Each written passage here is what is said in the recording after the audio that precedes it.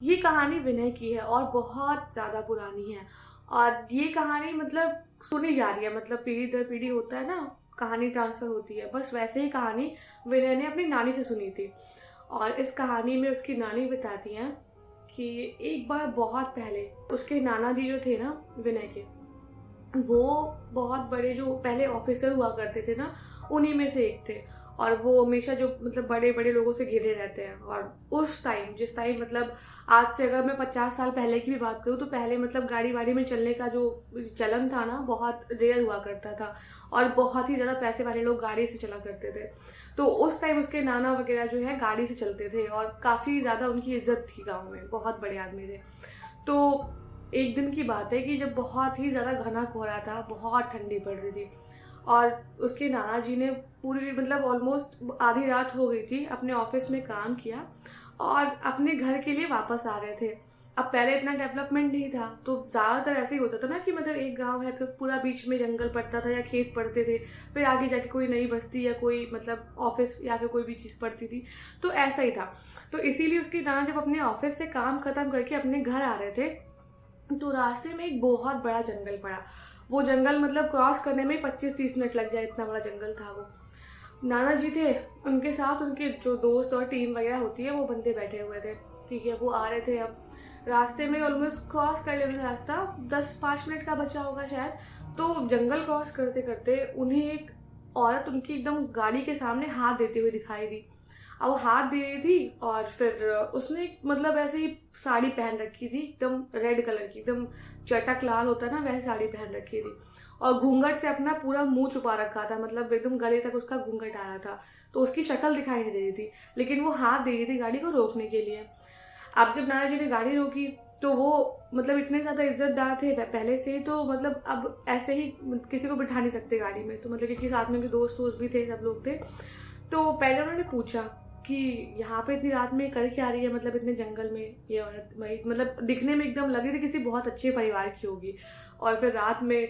तो नाना जी ने सोचा कि क्या पता अपने पति से लड़ाई वड़ाई करके, तो क्या पता भाग भाग गई हो और बीच में रास्ते में आके यहाँ पे डर रही होगी, इसलिए हमें गाड़ी रोकने को बोल रही है। ये सब सोचते सोचते आगे जाके उन्होंने गाड़ी मतलब जहाँ पे वो हाथ दे रही थी वहाँ रोक दी। अब जब नाना जी की गाड़ी रुक गई उस औरत के हाथ देने पे, तो नाना जी ने उस औरत से पूछा कि अरे तुम इतनी रात में कर क्या रही हो यहाँ पे, और तुम्हारे साथ में भी कोई नहीं है, क्या रास्ता भटक गई हो?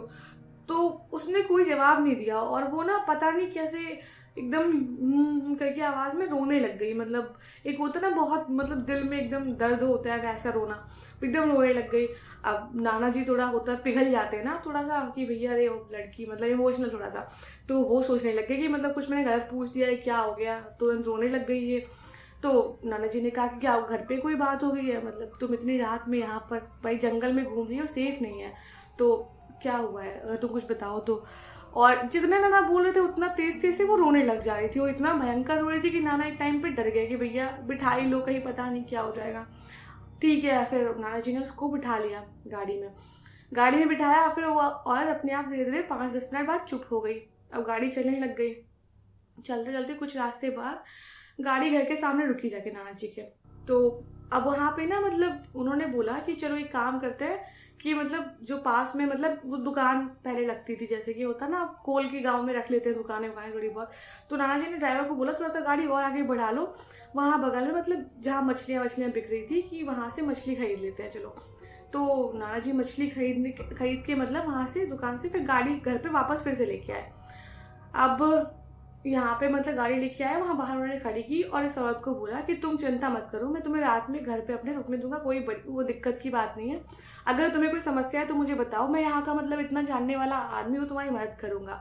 और अगर तुम नहीं बताना चाहती तो भी कोई बात नहीं, तुम मतलब ये मछली, उन्होंने जो मछली का थैला था उसको पकड़ाया, कहा कि तुम इसको पकड़ो, और मेरे घर में अगर तुम्हें मतलब लग रहा है कि मैं तुम्हें कोई एहसान तुम पे नहीं कर रहा, तुम उसके बदले खाना बना दो मेरे यहाँ, और मतलब तुम रुक जाओ तो तुम्हारा मतलब मेरा भी कोई एहसान नहीं रहेगा और तुम्हारा भी काम हो जाएगा, और सुबह जहाँ मन करे जहाँ जाना चाहती हो वहाँ निकल जाना।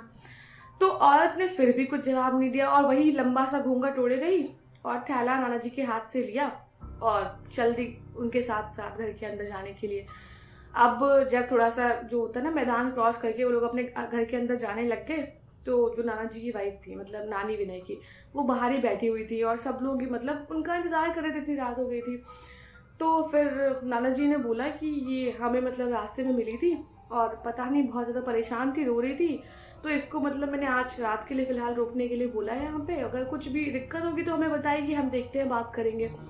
तो नानी ने ना बहुत शक की निगाह से देखा उस औरत को कि मतलब ये इतनी रात में क्यों ही घूम रही होगी। अच्छा, फिर लेकिन नानी ने नाना जी इधर अच्छे काम करते थे तो कुछ बोला नहीं, कि कहा चलो ठीक है।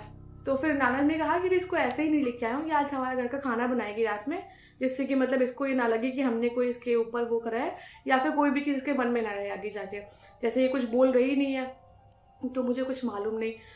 तो नानी ने भी कुछ नहीं बोला, कहा ठीक है। तो नानी ने बोला जाओ एक काम करो, मैं तुम्हें किचन का रास्ता दिखाती हूँ, वहाँ चलो मेरे साथ और थोड़ा बहुत खाना वगैरह बनाओ, और जब खाना बन जाए तो मैं बुला लेना। तो फिर भी औरत कुछ नहीं बोली, ये चुपचाप मतलब नानी के साथ साथ चलने लग गई। अब किचन जो था ना, वो जो हमारा मतलब बहुत पहले हवेलियाँ हुआ करती थी ना, बहुत बड़ी सी, तो ऐसा नहीं था कि मतलब बिल्कुल जैसे फ्लैट होते हैं कि लगे लगे रूम है, ऐसा नहीं था। एक कमरा, फिर आंगन, फिर सामने जाके एक कमरा, फिर थोड़ा सा और स्पेस रहेगा, फिर पीछे किचन हुआ करता था जहाँ लकड़ियाँ वगैरह रखी जाती थी जलाने के लिए। तो नानी उसको धीरे धीरे ऐसे क्रॉस कराते कराते किचन के साइड ले गई।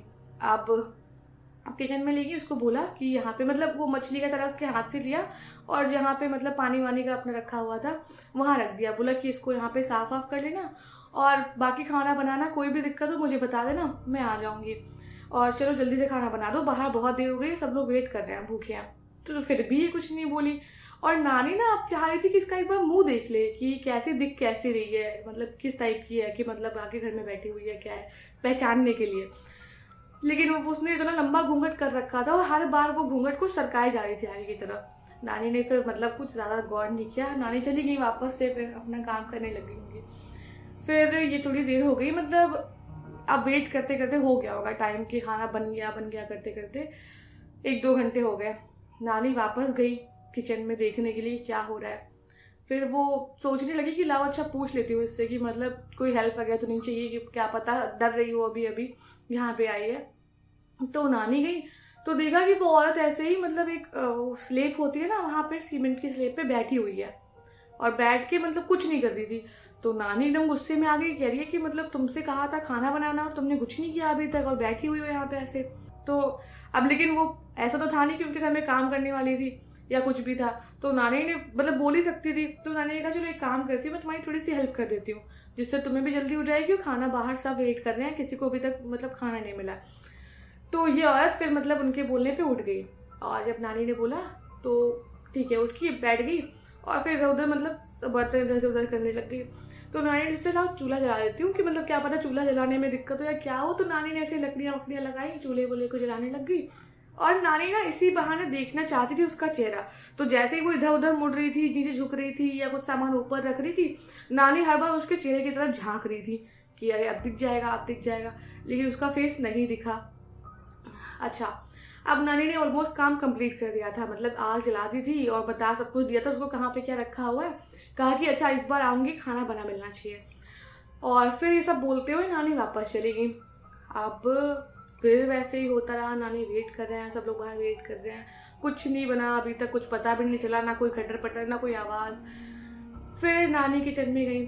अब नानी ने बोला कि भाई क्या हो क्या रहा है, मतलब जैसे मतलब बड़बड़ाते हुए नानी किचन के साइड जा रही थी कि मतलब पता नहीं किसको लेके आ गए, खाना बना के नहीं दे रही, और इतनी देर से मतलब हर बार जाओ, जब खुद ही करना तो मैं पहले कर लेती, इसकी ज़रूरत क्या थी। ये मतलब नानी ऐसे गुस्सा करते करते किचन के साइड बढ़ने लग गई। और जैसे ही नानी किचन के गेट पे पहुंची, नानी ने सामने देखा कि वो औरत एकदम दोनों टांगे ऐसे फैला के, पूरा बाल वाल बिखेर के, और अपना उसका जो घूंघट उसने इतना लंबा सा खींच रखा था अपने मतलब गले से बिल्कुल नीचे तक, वो बिल्कुल ऐसे उसने खोल रखा है, एकदम पड़ा हुआ है, मतलब अलग उसका पल्लू। और उसके बाल, आधे बाल उसके वाइट, आधे बाल उसके काले, और आंखें पूरी तरह से सफ़ेद, और उसके नाखून ऐसे थे ना, मतलब जैसे बिल्कुल ही ब्लेड से बिल्कुल बने हुए, एकदम लंबे लंबे नाखून, बहुत गंदे काले नाखून, और बिल्कुल ही, और दिखने में उसकी स्किन इतनी ज़्यादा हल्की लगी थी ना, सफ़ेद, जैसे किसी ने सुखा दिया उसे। मतलब ओवरऑल बहुत ही डरावना उसका लुक था, और हाथ में ऐसे मछली पकड़ के पूरा मतलब कच्ची मछलियाँ खाई जा रही थी, और पूरा किचन में खून खून टाइप का मतलब जो भी था वो फैला हुआ था। नानी इतना देख के उनकी हालत ख़राब हो गई। अब नानी यहाँ से कुछ करती भी तो ये तो चुड़ैल थी कि अगर कुछ करती भी तो घर वालों को नुकसान पहुंचाती या कुछ और करने लग जाती, किसी को मार देती। नानी ने बहुत हिम्मत से काम लिया। अब उसने ना, चुड़ैल ने नानी को देख लिया, नानी ने चुड़ैल को देख लिया। अब समझ गई कि मतलब कुछ यहाँ पे सही नहीं है, जो जिसको लेके आए हैं वो कोई भी औरत नहीं है। पहली बात तो नानी अब कुछ भी बिना रिएक्ट किए ना किचन के अंदर जाने लग गई, और वो चुड़ैल नानी को ध्यान से देखने लग गई कि मतलब ये मुझसे डर नहीं रही है। और इतना वो चुड़ैल मतलब इतनी तेज तेज ना, कभी हंसने की कभी रोने की आवाज़ें निकाली जा रही है। और नानी अब तो कहेंगी नहीं कि खाना क्यों नहीं बना अभी तक, ऑब्वियस सी बात है। तो नानी ने फिर सोचा कि मतलब मैं बस कैसे भी चूल्हे तक पहुंच जाऊं, जो चूल्हा जलाया था उन्होंने वहां तक पहुंच जाऊं। तो नानी ने एक बहुत बड़ी सी थाल उठाई बर्तनों में से, वो थाल उठा के वो चूल्हे के पास जैसे तैसे पहुंचने लग गई। और जैसे जैसे वो नानी चुड़ैल के पास जा रही थी, वो इतनी भयंकर भयंकर आवाज़ें निकाल रही थी कि मतलब कोई भी सुन लेगा ना तो वहाँ से बस उल्टे पांव भाग जाएगा। लेकिन नानी पता नहीं हिम्मत करके भगवान का नाम लेते हुए चूल्हे के साइड आगे बढ़ गई। और आगे बढ़ते बढ़ते नानी ने जल्दी जल्दी से जितने जल गए थे कोयले उठाए इस थाली में और फटाफट से बाहर की तरफ भागी कि मतलब कहीं उन पे चुड़ैल हमला ना कर दे। जैसे ही नानी डरते डरते बाहर आई, और हिम्मत तो उन्होंने पहले ही कर रखी थी उसके अंदर चुड़ैल के सामने से जाने की और वहाँ से सब कुछ कोयला बटोल के लाने की जलते हुए, लेकिन अब नानी किचन के बाहर आ गई तो उनमें अलग टाइप की हिम्मत आ गई। नानी ने पूरा वो जो जलते कोयले का थाल था ना, वो पूरा थाली में जो बहुत कोयला उन्होंने समेट रखा था, पूरे गुस्से में उस चुड़ैल की तरफ फेंक दिया। और जैसे उन्होंने वो चुड़ैल की तरफ फेंका, वो चुड़ैल मतलब दर्द से बहुत तेज चिल्लाने लग गई। वो कहावत होती है ना कि मतलब भूत या कोई भी ऐसी बुरी आत्माएं होती हैं वो आग से डरती हैं, तो उनको उससे डराया जा सकता है, वहाँ से भाग जाता है। तो जैसे उन्होंने उसके ऊपर थाल वाला पूरा कोयला फेंका, वो इतनी तेज चिल्लाई कि उसकी चिल्लाने की आवाज़ पूरे घर में गूंजने लग गई। एकदम जो चुड़ैलों की आवाज़ होती है एकदम वैसी आवाज़ पूरे घर में गूंजने लग गई। अब उस आवाज़ को सुनते ही पूरे लोग, जितने लोग थे घर में, सब आ गए। और वो सब आके सब इतना भयानक जो मतलब सामने चल रहा था मंजर देख के एकदम स्तब्ध रह गए कि मतलब ये हो क्या रहा है। अब वो चुड़ैल जैसे तैसे वो जो हाथ में उसने पकड़ा हुआ था, जो कुछ भी था, मछली वछली सब छोड़ के इतनी तेज घर से निकल के भागी वापस जंगलों की तरफ। फिर विनय की नानी ने उसके नाना को पूरी कहानी सुनाई कि कैसे उन्होंने मतलब इस चुड़ैल को पहचाना, समझा, और मतलब कैसे उससे बचने की तरकीब निकाली। और ये बात सच है कि जब कभी मुसीबत आती है ना, तो हमेशा जल्दबाजी में या पैनिक होकर फैसला नहीं लेना चाहिए। थोड़ा सा आराम से चीज़ों को सोच कर सुलझाया जा सकता है।